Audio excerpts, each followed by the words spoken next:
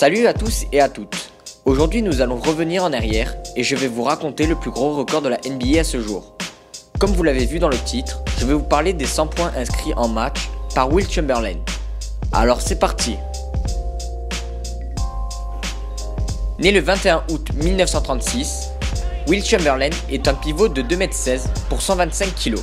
Il jouera 2 ans avec les Harlem Globetrotters, puis il sera drafté en 1959 par les Philadelphia Warriors, qui sont actuellement les Sixers.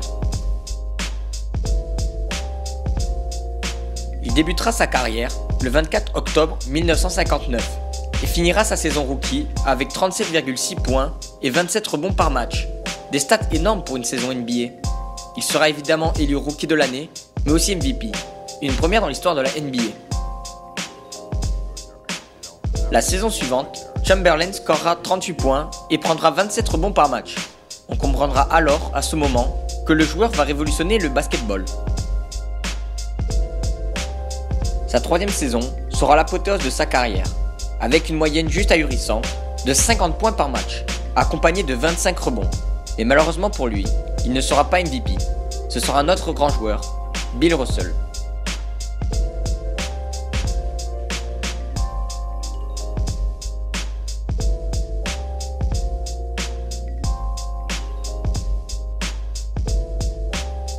Revenons donc le soir même, le 2 mars 1962. Wilt et ses Warriors accueillent les Knicks de New York chez eux. A l'époque, il n'y avait que 9 équipes NBA, et les 2 meilleures équipes étaient les Lakers et les Celtics. Par contre, les Knicks étaient derniers et les Philadelphia étaient 7e. Le match qui allait avoir était sans importance. Après un quart-temps, Wilt avait déjà scoré 23 points, et à la mi-temps, il en était à 41 points. Pour notre époque, c'est beaucoup, mais pour Chamberlain, c'était normal, car durant sa carrière, l'homme a marqué plus de 50 points durant 118 matchs.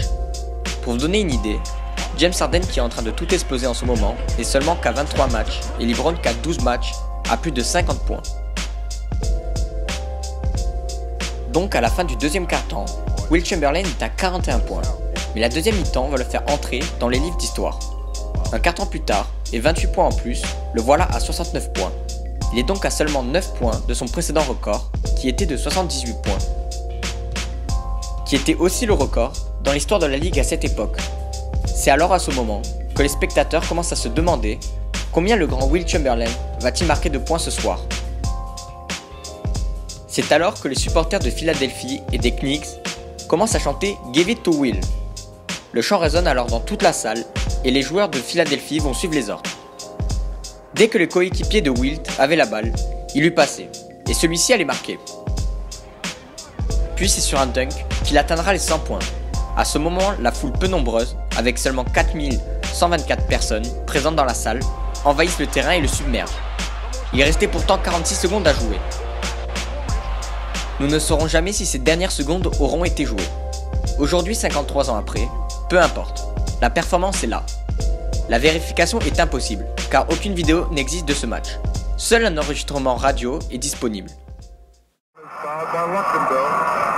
minute and 1 second to play. Chamberlain at 98. He can make it easily. The Warriors are going to take time out, I believe. Au final, les Philadelphia gagneront ce match, 169 à 147, et Wilt Chamberlain aura explosé tous les records. 100 points, avec 25 rebonds tout de même, mais également 63 shoots tentés et 36 rentrés, et aussi un 28 sur 32 au lancer franc. Cette nuit-là, la NBA aura eu le plus grand record du basketball, et Chamberlain continuera à marquer et à traumatiser les défenses adverses tant qu'il le pourra.